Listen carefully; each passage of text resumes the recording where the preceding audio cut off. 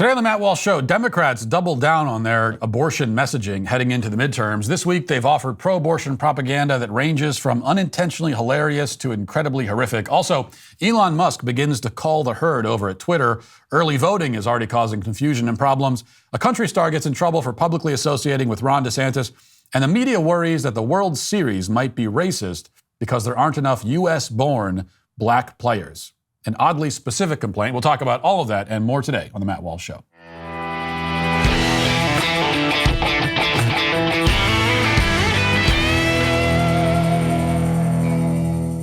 When cybercriminals comb through the dark web for stolen items, they're looking for your PII, your personal identifiable information. PII includes your full name, your social security number, your driver's license, bank account numbers, passport number, phone number, email address. This is all the things they're looking for, and oftentimes they're able to find. That's why it's so important to understand how cybercrime and identity theft are affecting our lives every day. Your personal information gets exposed so often that it's dangerously easy for cybercriminals to steal your identity. Protecting your identity can be easy, though, with LifeLock by Norton. LifeLock detects and alerts you to potential identity threats that you may not spot on your own, like loans taken out in your name or crimes committed by thieves pretending to be you. If you do become a victim of identity theft, that is, a dedicated U.S.-based restoration specialist will fix it for you, and they will work with you. Nobody can prevent all identity theft or monitor all transactions at all businesses, but it's easy to help protect yourself with LifeLock by Norton. Join now and save up to 25% off your first year at LifeLock.com/Walsh. That's LifeLock.com/Walsh for 25% off. After the red wave washes over us on Tuesday, the Democrats will, of course, respond by refusing to look inward or engage in anything like introspection. They will lament the death of democracy. They'll accuse Republicans of cheating, even after spending years claiming that it's an attack on democracy to accuse your opponent of cheating. They will blame the American people. They'll blame racism, homophobia, transphobia, arachnophobia, all the phobias. They'll say and do many things. But one thing they will not do is spend any time trying to actually figure out why they lost and lost so badly. If they did, they would see that one of their most catastrophic mistakes was to make abortion a central part of their campaign message. They assumed that voters would be motivated, by the overturning of Roe. They assumed Americans would flock to the polls to defend the right to kill babies. They assumed that most Americans are as avidly supportive of baby murder as they are, and they assumed wrongly. But this is the horse they rode in on, and they're going to take it all the way to the finish line regardless.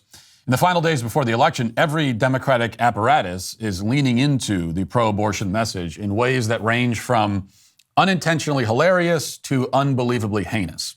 So we'll kind of ease into this, and we'll start with the hilarious first. So over on NBC, the medical drama New Amsterdam, which is a show that apparently exists, aired an episode this week revolving around abortion and the overturning of Roe. The DailyWire reports, quote, "The recent episode, Maybe Tomorrow, explores a world with restricted access to abortion. Showrunners spoke with TV Line about their motivations and aims for the episode, which had leftist fans applauding and conservatives swearing that they're done with the series forever. The episode begins with a montage showing hospital staff realizing Roe v. Wade had been overturned, which was presented as a catastrophic event. Each character then dealt with the aftermath in their own way. Dr. Lauren Bloom, played by Janet Montgomery, admits that she had an abortion in the past, which was not a big deal, quote unquote. One doctor punched a protester outside the hospital, and New Amsterdam staffers panic because he's gay and they're concerned about the courts outlawing same-sex marriage. At various points in the episode, Max inquires about opening an abortion clinic on a military base and setting up a floating clinic to circumvent new laws. Quote, "These kinds of issues, both in our country and the healthcare industry, is why I wrote the show to begin with. It's why I created New Amsterdam," according to David Schulner, the showrunner, which she said to TV Line in an interview. "As depressing and horrifying as it was, the show was made to tackle these issues. And so we all put in everything we had into this episode." Yes, they put everything they had into it. Unfortunately, that means that they didn't put any, intelligence or subtlety or wit into it because they didn't have any to begin with, which explains the opening scene as mentioned in the Daily Wire article.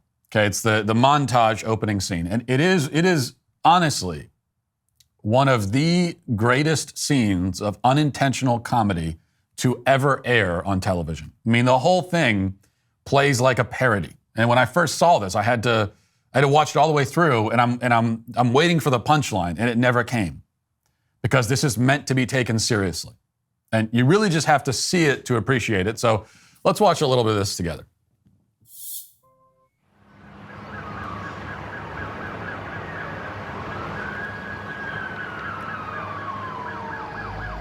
Okay, so he's reading the news about Roe v. Wade being overturned. He's tearful, and he's looking at his daughter. That young child will never be able to kill a child, and he's distraught by that possibility. And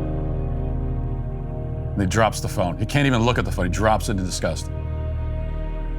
And then we've got the people standing around the street, and they're dumbfounded because Roe v. Wade was overturned. Shell-shocked. And she drops the cup. They do the dramatic cup drop, which has been a cliche since like 1995, by the way. And look at all these people walking down the street, every single one of them. They can't believe it. They can't believe they can't kill babies anymore. Even though this is New York and they can still kill babies. So maybe someone could tell them that, make them feel better.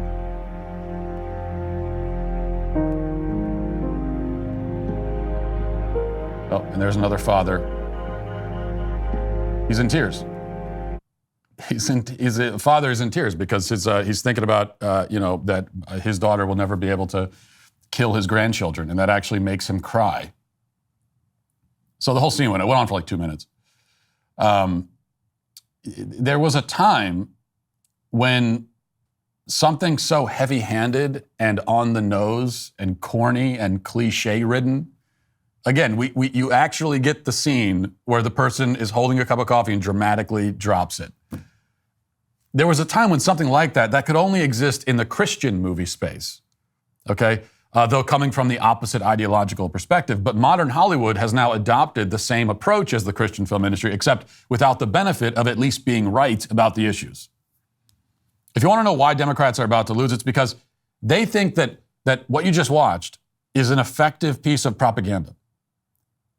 When it comes to politics, there is nothing worse than being unintentionally funny. In a political setting, you never want to be, that's the worst thing you could be, is unintentionally funny. Look at Joe Biden. He's unintentionally funny all the time because then you've made yourself into a joke. But that's the Democratic specialty at this point. And yet it was not all fun and games. Also this week, NPR did its own bit of pro-abortion propagandizing while taking a decidedly different approach. Again, this is from the DailyWire. It says, NPR's Michigan Morning Edition aired an abortion on air Thursday morning, complete with the sound of the 11-week-old preborn child being vacuumed from the womb. Reporter Katie Wells narrated the account of the unnamed woman undergoing the abortion at Northland Family Planning in the Detroit area. Quote, abortion clinics are almost always closed to the press, but a group of Michigan clinics generously allowed us to embed with them because abortion rights are on the ballot in Michigan this November. But for the doctors, staff, and patients we met there, none of this was about politics, Wells wrote in October during her investigation. For the patients who allowed us into their lives and their procedures, it's about whether they can escape an abusive partner or support the kids they already have or finish school or keep their jobs. We're going to take you inside the clinic, she added. For 9 days ahead of the midterm elections, Wells shared stories from her investigation in a lengthy article. One account spoke of a woman named Melissa from Ohio who came to Michigan for an abortion. Ohio recently enacted a ban on most abortions after 6 weeks of pregnancy. Quote, I would be struggling for a very long time, Melissa said. I would have to drop out of school and I would have to find a different job because I would need more daycare. She opted to go through with an abortion at 14 weeks of pregnancy. Okay, so they played the actual audio of an abortion. And I have that clip. I'm not going to play the whole thing because you have to decide for yourself if you want to actually listen to it. But instead, we'll play you the lead up, okay, right up to the moment when they turn the abortion machine on. So I'll play that much at least. And here it is. Listen. This patient is not one of the patients you heard before. She's asked that we not use her name. She's from Michigan. She already has one kid. She's having her abortion at about 11 weeks. Nearly all abortions in Michigan are before 13 weeks. And like many patients at Northland, she said I could record her procedure. We're going to hear some of that now. So I am just going to get you set up on the table, and we're going to do that sedation medicine. Okay. I'm going to pull this out under your legs. Most patients are partially awake during the procedures. They get IV medication for pain and anxiety. The lights are dimmed. There's soothing music. It actually feels a lot like a childbirth. The medical gown, your bare legs in stirrups, and a person next to you saying, "You can do this. Release my hand and just keep breathing." That's Brandy. She's one of the staffers. Her job is to monitor vital signs, but it is also to hold the patient's hand and talk her through this. Whether it's a birth or an abortion, it is often women guiding other women. You're gonna hear this machine turn on now, okay? It makes a loud noise.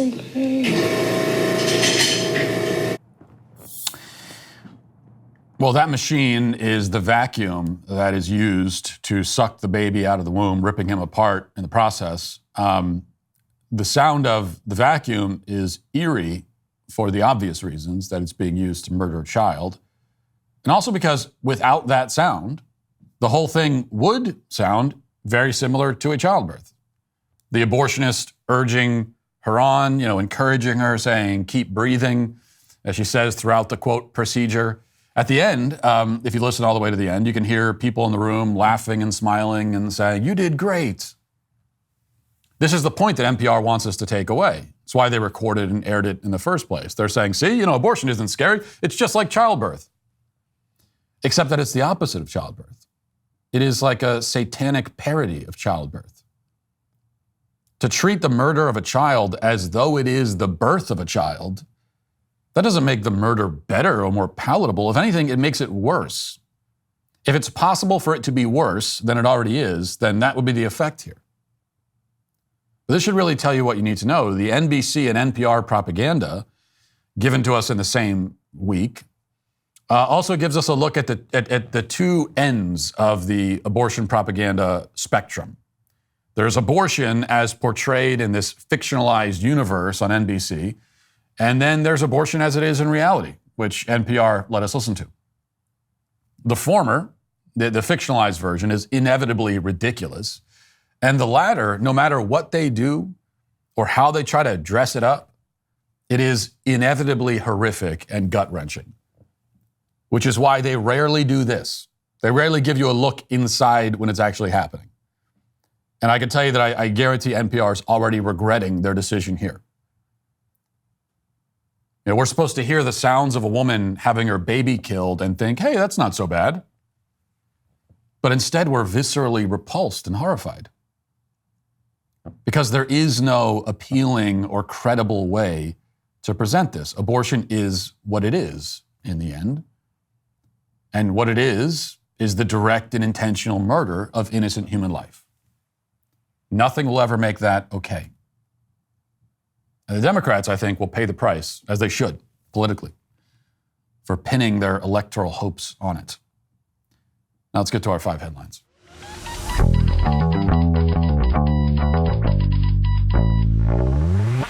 If you've ever been nauseous or motion sick or dealt with the anxiety that surrounds being nauseous or motion sick, you'll do whatever it takes to feel normal again. That's why you've got to check out Relief Band. Relief Band is the #1 FDA-cleared anti-nausea wristband, clinically proven to quickly and effectively prevent or relieve nausea and vomiting associated with motion sickness, anxiety, migraines, hangovers, morning sickness, and chemotherapy. Relief Band has an A+ rating with the Better Business Bureau and over 100,000 satisfied customers.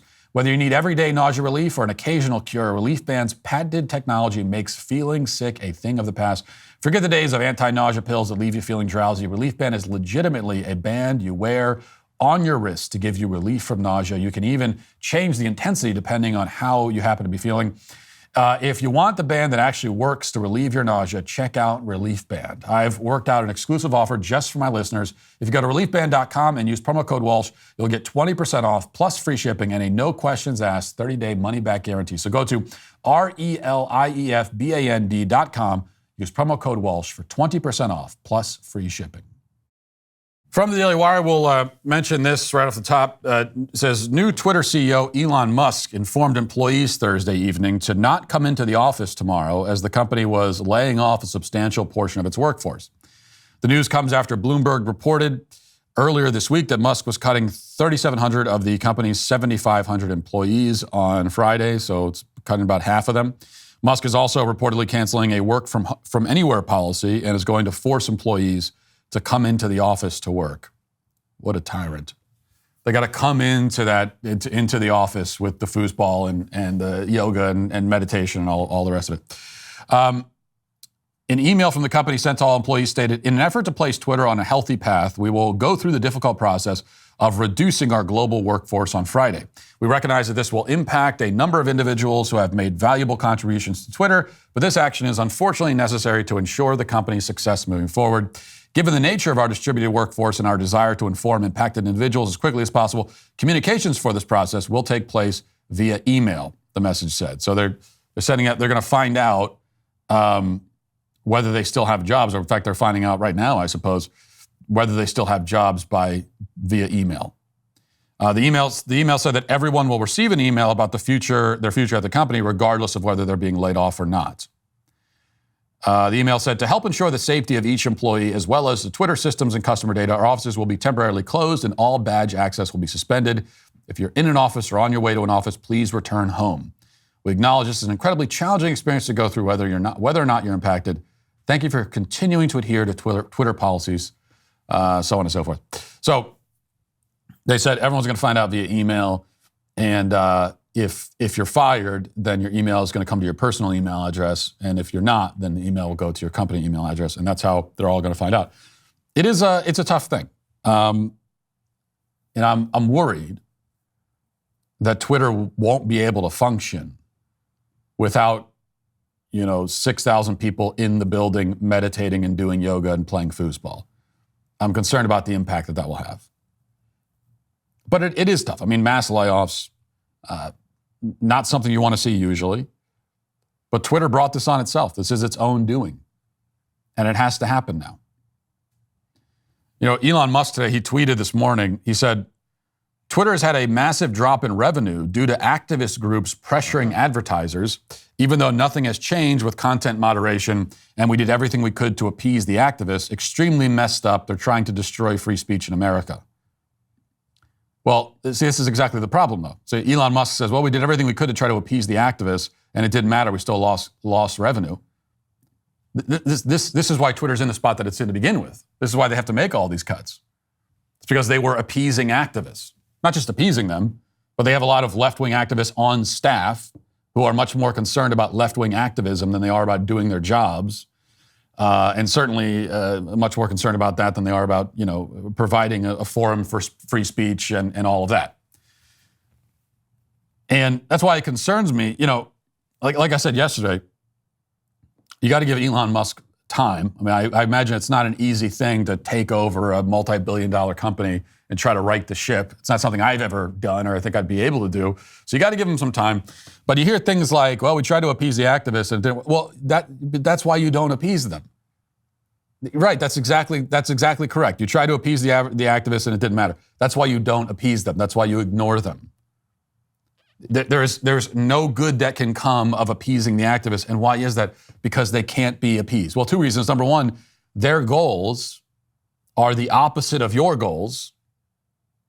And so to appease them means that you're compromising on your own goals for what is now your company. But then you also can't appease them. Anything less than full capitulation on your part will not appease them. And even if they get full capitulation, they're still not appeased. You could crawl on the ground, groveling and sobbing and begging for their approval and their forgiveness, and that will still not appease them. If all you do is try to compromise and meet them in the middle, which is kind of what Elon Musk seems like right now is trying to do, by having these Twitter content moderation boards and bringing people in, activists in, and having conversations, he's trying to find a middle ground and meet them in the middle and talk to them like they're normal, reasonable people.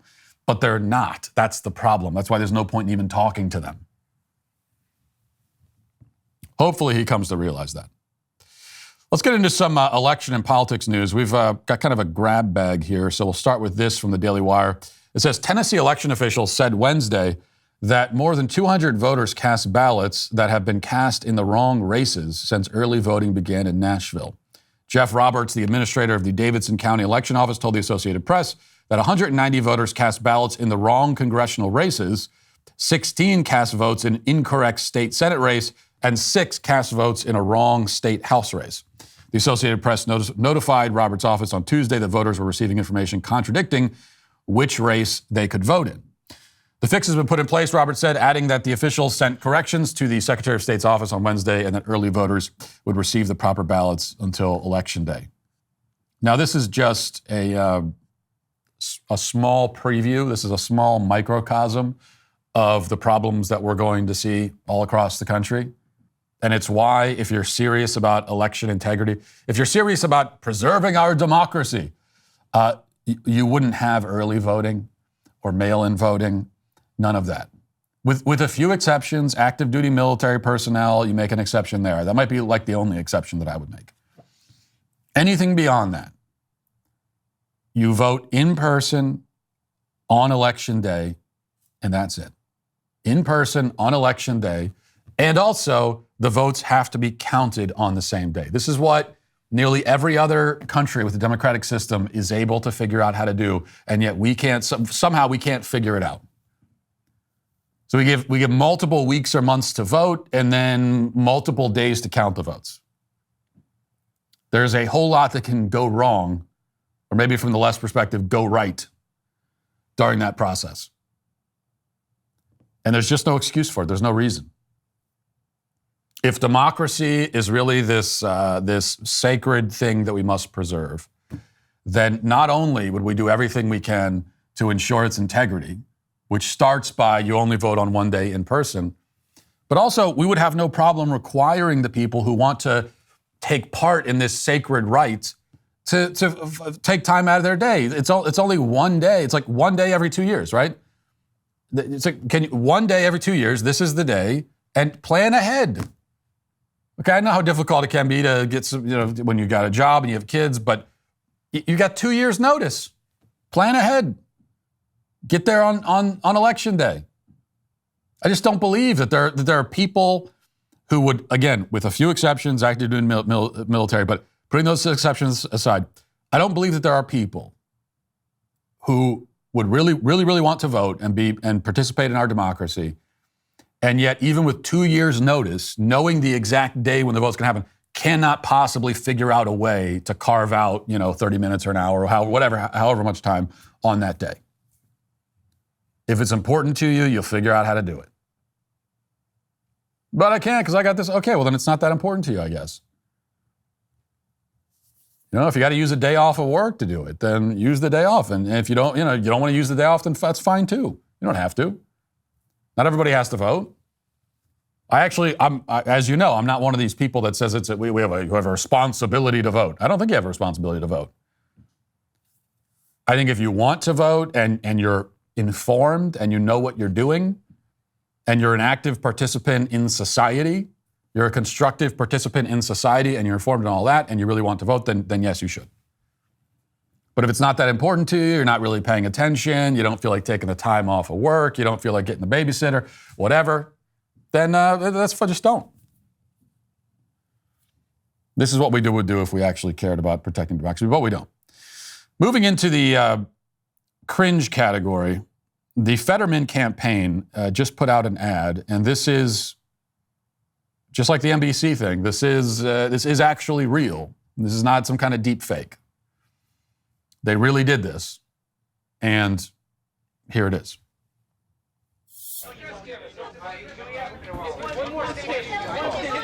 Mr. Fetterman.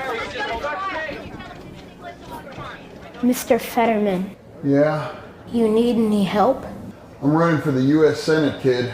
I need all the help I can get. You're running for Senate? Sure. Where's your suit and your flag pin and your hair? Oh, hey, kid. I just want you to know I'd vote for you.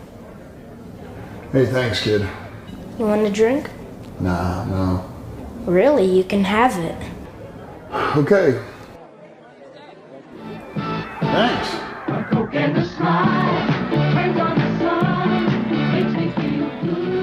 See you around.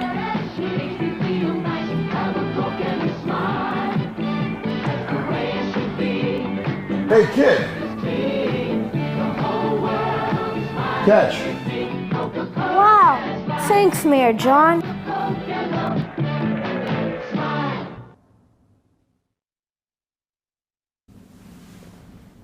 What's a jagoff? I'll tell you when you're older. Okay, so that's obviously supposed to be a play on the Mean Joe Green Coca-Cola ad from the 70s or 80s, whenever that was.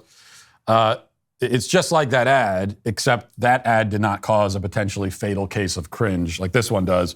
I think I'm brain damaged now after watching that. And the thing is, I'm watching that, and this is circulating a lot on Twitter this morning, so I saw it. And people are giving Fetterman a hard time. But actually, when I watch it, yeah, it's extremely cringy.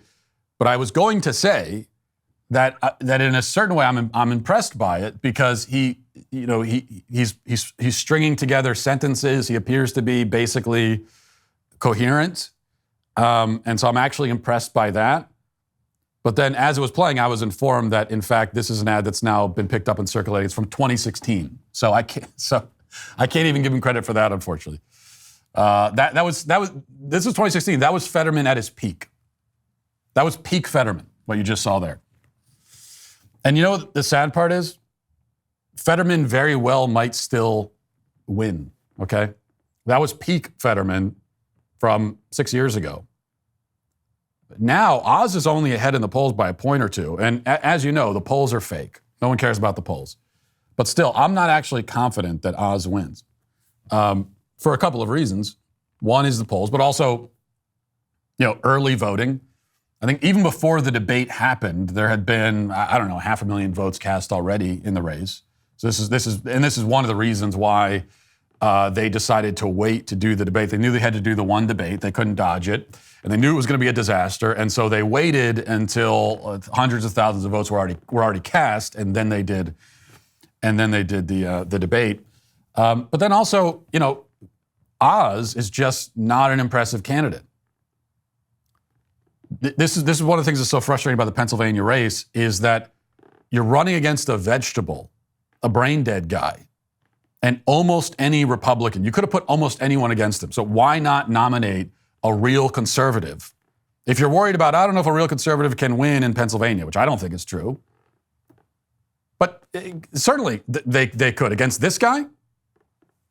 And instead, the Republican voters in Pennsylvania selected the one Republican who might actually still lose. And you can blame, the Republican voters in Pennsylvania if that happens. You could also blame the people on the right who endorsed Oz in the primaries, to include President Trump. All right, while we're on the subject of cringe, Kamala Harris was on the campaign trail as well, raving about Venn diagrams again. Watch. And what we are also seeing is that if you look at, I like Venn diagrams, okay? So if you look, I do. And if you look at the intersection on some of these issues, it's pretty profound and very clear.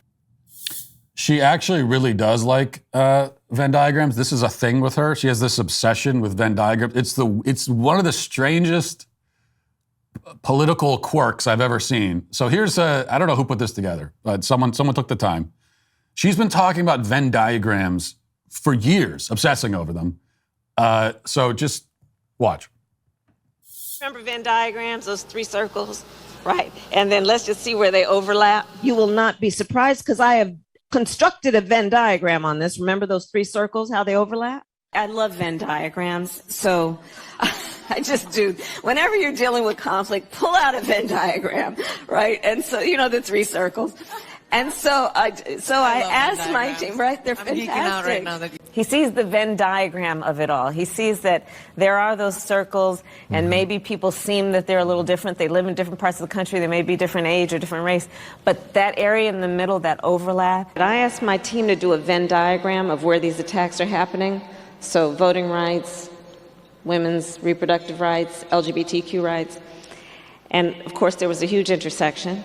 I asked my team to do a Venn diagram for me of where we are seeing attacks and who are the attacks against and the similarity. And when you look at a diagram of just a Venn diagram in that regard, it tells a real tale.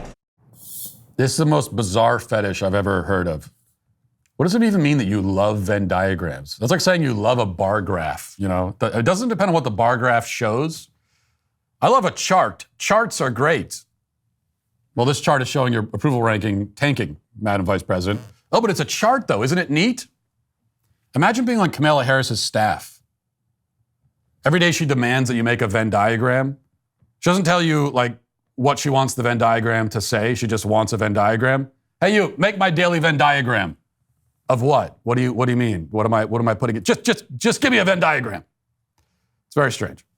One more political ad that I want to show you. This one has garnered outrage on the left, and it's running in Georgia. Isaac Hayes III, who I'm pretty sure is the son of Isaac Hayes, the singer, posted it with this caption. He says, "This is a real commercial running in Georgia. Racists co-opting racism. That's a new one. Make sure you get out and vote, Georgia." And here it is. When did racism against white people become okay? Joe Biden put white people last in line for COVID relief funds. Kamala Harris said disaster aid should go to non-white citizens first. Liberal politicians block access to medicine based on skin color. Progressive corporations, airlines, universities all openly discriminate against white Americans. Racism is always wrong. The left's anti-white bigotry must stop. We are all entitled to equal treatment under law. America First Legal paid for this ad. That is co-opting racism, we're being told by the left. You're co-opting it. No, every single thing you heard in that ad is true. That is actually happening. And it's about time they started putting that in campaign ads. Republicans have been very hesitant to talk about, you know, they'll dance around it, but to actually name it anti-white bigotry. Yeah, put that on a poster. Like, yeah, that's something to march. That's a banner you can march under. It's a real thing. It's actually happening. Systemic racism against white people. And there are a lot of white people in this country, a lot of white voters. And there's nothing wrong with letting them know that, hey, by the way, if you vote for a Democrat, you are voting for bigotry and racism, systemic racism against yourself. Here are the policies they support against you systemically. But on the left, they're terrified that Republicans will actually start naming this and galvanizing voters against it. They're terrified of that. They can't really tell you why you shouldn't. Like, what's wrong if there's anti-white racism? Why are we not allowed to talk about it? It's racist to even talk about anti-white racism, which only proves again how much anti-white racism there is in this country. All right, I've had this in the queue for a few days. This is from the DailyWire. It says, the crowd at a Luke Bryan concert erupted in cheers Friday night when the country music singer brought Florida Governor Ron DeSantis on stage to promote the state's recovery efforts from Hurricane Ian. Bryan's concert in Jacksonville, Florida, which was part of his Raised Up Right tour, had been postponed several times in recent weeks due to the hurricane. Bryan said, we're going to have some fun and we're going to raise some money tonight for the great state of Florida. Ladies and gentlemen, welcome to the stage, Governor Ron DeSantis. And then DeSantis came out and there were loud cheers and people were very excited. The governor said, all you voters, Florida voters, if you want to keep the state of Florida free, we need you to vote on November 8th. And so it was just a short appearance and that was it. Obviously, once again, the left is very upset that, you know, how dare this country singer bring a Republican governor on board. Luke Bryan put out a statement a few days later, and this is what his statement says. It's not exactly an apology, but the statement says, I typically don't respond to stuff when I'm getting run down on a social platform, but here's the deal. I understand Governor DeSantis is a very polarizing figure, but I grew up in a country where if a governor asks if they can come and raise awareness to help victims of a natural disaster, you help. I've generally stayed out of politics throughout my career. I knew people would chatter about this, but for me, the more important piece was if I'm going to come back there a few weeks after a large portion of people have been affected by a natural disaster in a state where people have been good to me, this felt right. Raise awareness, have a little fun between the Georgia and Florida college fans before the game, and do what I love on stage. This is all I'm saying about this. I'll be outdoors with my boys. Enjoy your Sunday. Love y'all. Go Dogs. So not exactly an apology. but the polarizing line is a form of capitulation. Explaining yourself. Now, I know I talk all the time about don't apologize. And so you know my speech about that. But to even, to even legitimize the criticisms by explaining yourself in this way, or sort of granting the premise that, yeah, I know he's a very polarizing figure. I wouldn't even do that much. Like, that's a form of groveling. You're also explaining yourself to people who there's nothing you can say that's going to make it okay with them. That's the lesson Elon Musk needs to learn. You're trying to appease people who can't be appeased. Meanwhile, Stacey Abrams has been brought out, at concerts in Georgia. And you think any of those, a pop star to bring Stacey Abrams out, you think they're going to explain it? You think they're going to release a statement saying, I know she's a polarizing figure? No, the people critical of Stacey Abrams being brought on stage, they're just going to be ignored. And so that's the exact same thing you should do here. Just ignore them. Most of these people aren't country fans anyway. They're not Luke Bryan fans, so who cares what they say? All right. Well, I can't read any of this article to you because it's behind a paywall, and I'm not going to pay. But here's the tweet from The Economist with the link to the article. It says, in some circles, Vladimir Putin's invasion of Ukraine has called into question not just the value of reading Russian masterworks, but also the morality. And the title of the article is, yes, the Russian literary canon is tainted by imperialism. That doesn't mean you should stop reading it. So I suppose we're supposed to congratulate The Economist for coming to the right conclusion here, that you don't need to stop reading Russian novels. You don't need to hold Tolstoy accountable for Putin by refusing to read his work, especially because Tolstoy died like 40 years before Putin was ever born. But entertaining this objection at all is insane. Entertaining the idea that you would refrain from reading some of the greatest novels of all time because of imperialism, I mean, that's what's ridiculous. Russian literature is tainted by imperialism? Yeah, do you know which other great works of literature were written by people who lived in an empire or who believed in what we call imperialism, or who at least had views on the subject that don't line up with modern mainstream leftism? You know how many? Like, I don't know, 80% of all the great books in history? Or maybe more, maybe 100%. Certainly 100% of the great novels were written by people who, whether on the subject of imperialism or on other subjects, had views that the modern left would find objectionable. That is 100% of the great authors in history. That's 100% of the great people in history. Which is why you don't hold them up to that standard. It's absurd to do so. A lot of great authors too were troubled people. Dostoevsky would not have been a pleasant guy to be around. A lot of interesting facts about his life. But if you're going to let that stop you from reading Crime and Punishment or from reading, Brothers K or one of his great books, then you're punishing yourself. And if people want to punish themselves by saying, "Oh, I can't read this literature because I don't approve of it," well, if you want to punish yourself in that way, that's fine. You're going to be a less interesting person. Reading great works of literature makes you a more interesting, well-rounded, intelligent person. So you are making yourself less interesting and less intelligent. You can do that. I have no problem with that. That's your choice. The issue is when this makes its way into the school system, though. You're making this choice for kids, which, of course, is the next step. All right, let's get now to the comment section.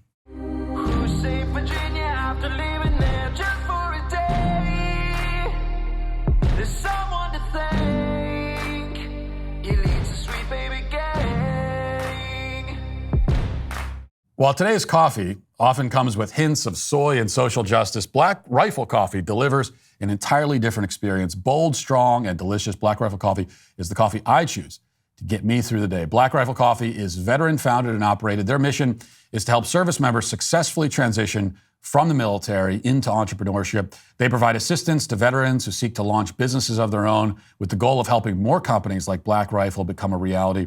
Black Rifle is committed to hiring 10,000 veterans, and they're well on their way. As for the coffee itself, Black Rifle is very selective about where they source their coffee beans and very disciplined when it comes to ensuring the freshness of every bag. So all you got to do is go to blackriflecoffee.com, use promo code Walsh for 10% off your first order, or when you sign up for a new Coffee Club subscription, the subscription gives you free shipping on all Coffee Club orders, early access to club deals and promotions, and special discounts from their partner brands. That's blackriflecoffee.com with promo code Walsh for 10% off your first order, or when you sign up to become a Coffee Club member. Black Rifle Coffee, supporting veterans and America's coffee. Johnny the Walrus says, I'd love to see Matt going through security alone at the airport and the TSA searches his bag and sees a stuffed bearded baby. Well, that's, no, we check those bags. The bags with that kind of paraphernalia, I don't even know if that's legal on a plane or not, so we check those. I don't want to test the TSA policies on that. Jamie Jones says, Dwayne, my son now has 17 cavities and horrible nausea and vomiting because he wanted to eat all of his Halloween candy at once. As a good parent, I followed his lead. I'll be sending you the medical and dental bills as you are such a good dad and generous person. I'm sure you're more than happy to cover it. Well, remember what Dwayne Wade said, is that our job, what was the exact phrasing? Our job as a parent is to sit back and see where our kids want to go and just go there with them. So yeah, your kid wants to go into the Halloween bag and eat all of the candy all at once. And so your job is to accompany them on that journey. Be a supportive and affirming voice. Anthony said, Matt, thanks for covering the story about the priest in Cary. You should hear what the media are saying about it over here. Half the time they're saying that they want separation of church and state, but now all the government reps are weighing in and saying he should apologize, so separation only when it suits them. Another similar comment from the Dublin Kitchen. Hi, Matt. I live in Dublin, Ireland. It wasn't just the bishop that threw that priest under the bus. Over the last few days, that priest has been on mainstream media shows, and they more or less tried to make him look stupid, at least, or insane. The Irish media has moved so much to the left, it's hard to watch or even listen to it anymore. And this is all. Remember what we were told by the left for so many years. They said, your religious views, don't say them out in public. Keep that. That's where the church is for. But go to church if you want to be religious. I don't want to see your crosses and all that kind of stuff here. Just go to church. Church is what religion is for. And of course, in the United States, we have the First Amendment, and that was never an accurate reflection of what the First Amendment guarantees. You are allowed to express your religious views anywhere. That's what the First Amendment guarantees. But even so, what do we find out? That actually, no, they don't even want you to talk about this in church. Talk all this Christian nonsense in church. Well, then you go to church, and if a priest actually dares to express or teach Christian values, this is what happens to him. So it was all a scam all along. Bryan says, hey, Matt, I really appreciated your commentary on men being called to fatherhood. I'm currently in my mid-30s and have been taking care of my handicapped father for the last 4 years of my life. It's been hard to find a balance, a love life on top of that, and improve my career, but I'm a big part of my nieces and nephews' lives, and I'm close with my community. I've coached Little League and my Little League teams in my community and strive to be a positive member of the community. Even if I'm never able to have kids of my own, I will always be called to some level of fatherhood, and I think that's what you're saying. Thanks again. Keep up the good work. Well, that is exactly what I'm saying. Most men are called to biological fatherhood, to actually conceiving and raising kids, but not all men. And the other thing is that there are men who are called to biological fatherhood, we'll call it, and fulfill the first part of the calling, which is conceiving the children, but then not the rest of it. And then they just abandon their kids. And what that means is that in a lot of communities, you've got a lot of young kids, young men who don't have the male role models, and that's where someone like yourself, as a coach, as a role model, mentor, you can be that male role model and that example to those kids. So that is certainly, that It's not to say that you'll never get married and have kids of your own, but maybe this will end up being ultimately your vocation, and it's quite a noble vocation, and it is still a paternal vocation. Let's see. Matthew Kelly says, Matt Walsh complaining about people wanting to see themselves in a McDonald's toy while a literal plush toy with his face on it sits right behind him is hilarious.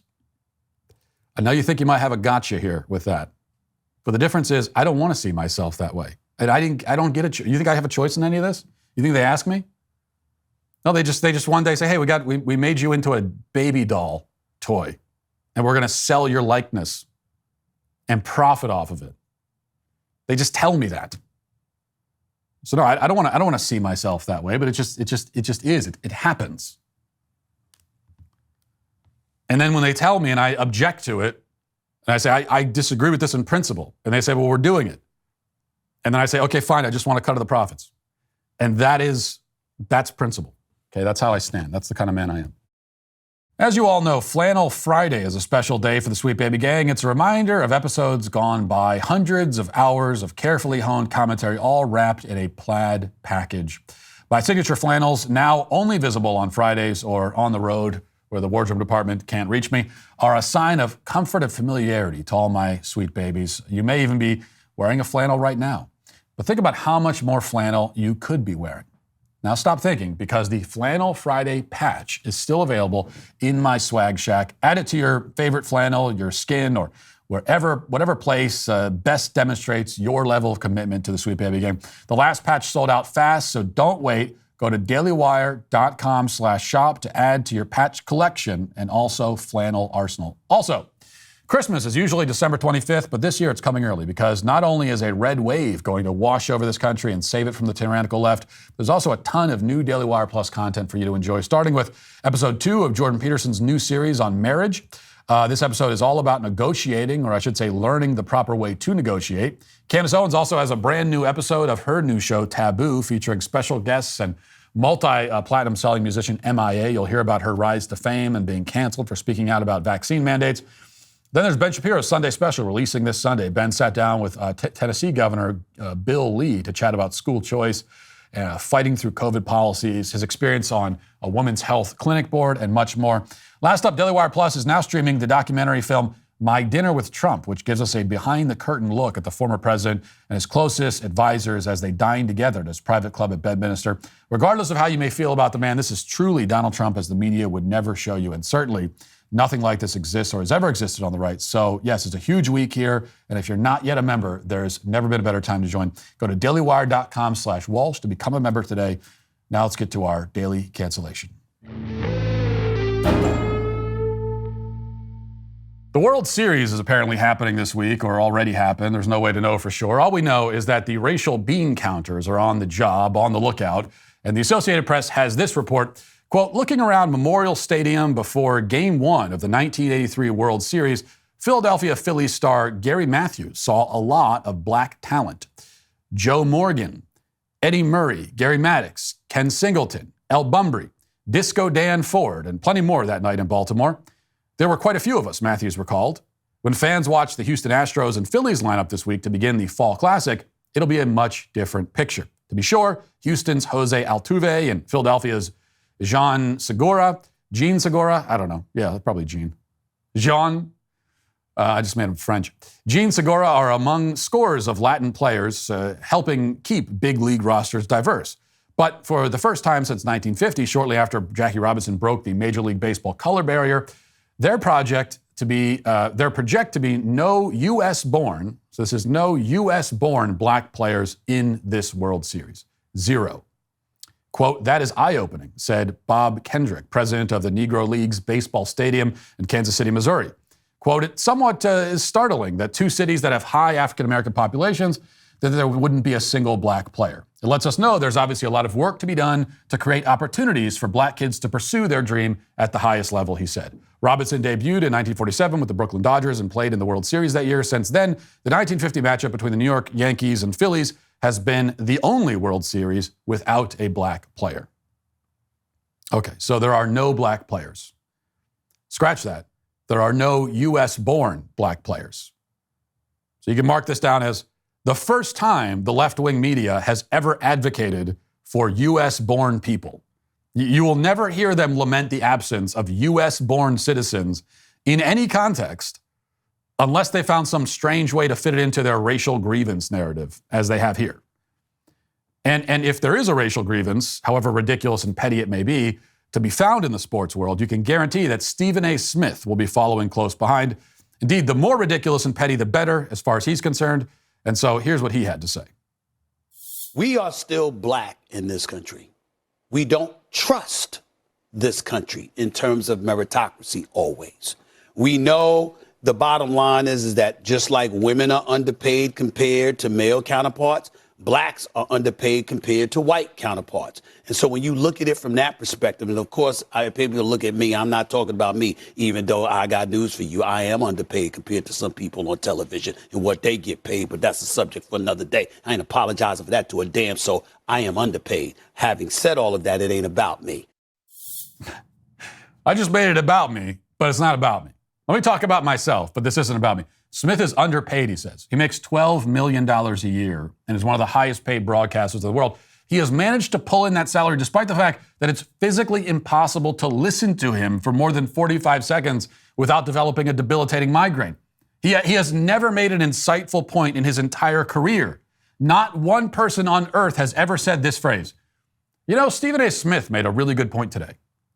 No one's ever said that, ever. That is a statement that has never been uttered by human lips, and yet he's made $1 million a month. He makes more in a month than the average American will make in like 20 years, and he's underpaid, and he's the victim of racism. Never mind that his most recent white co-host, Max Kellerman, made a fraction of his salary. But these details are irrelevant for some reason. Yeah, we shouldn't let this stupidity distract us from the stupidity that was meant to be the subject of our daily cancellation, which is the claim that a lack of U.S.-born black players in the World Series is a symptom of racism. Notice how the game is played here. Like every roster in the NFL is majority black, but there's still racism because there's not enough coaches who are black. The World Series has minority players. Major League Baseball in general has tons of minority players, but there's still racism because there aren't enough of them born in the United States. Houston's manager is also black. That doesn't count because he's not a player. So the NFL is racist because there are black players but not enough black coaches. The World Series is racist because there are black coaches but not enough black players. It's almost like everything is racist, literally no matter what. By the way, here's the Astros manager, Dusty Baker, who again is black, talking about this issue. Listen. That's something that baseball, should really be proud of, because it looks bad. It lets people know that, it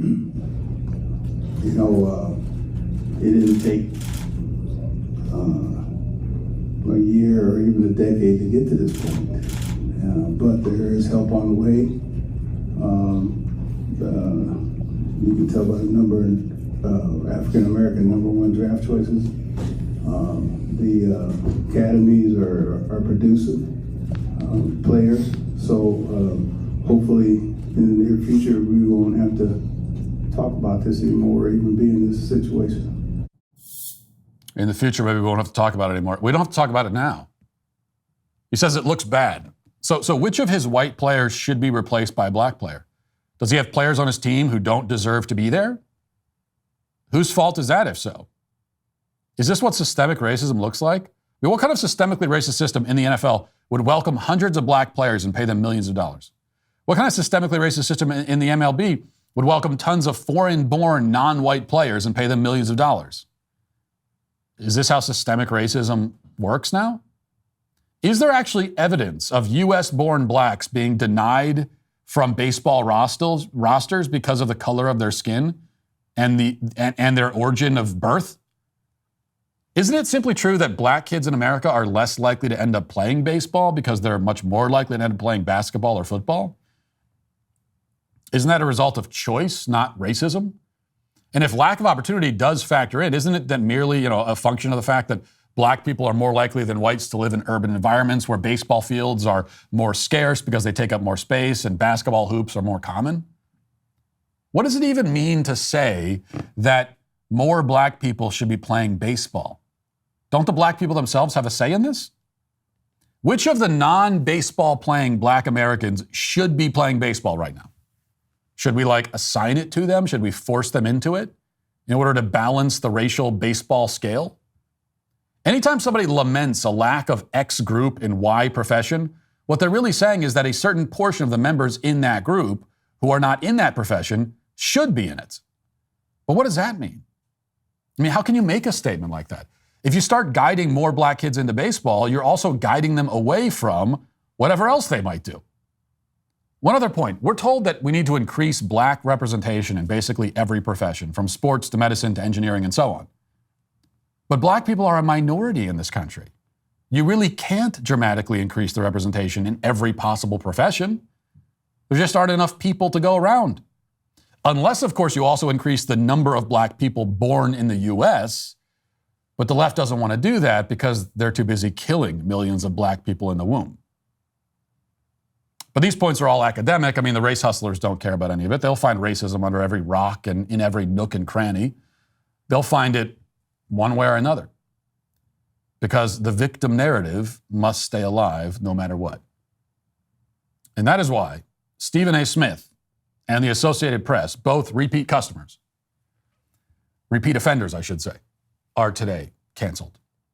And that'll do it for this portion of the show as we move over to our members block. Hope to see you there. If not, talk to you on Monday. Have a great weekend. Godspeed.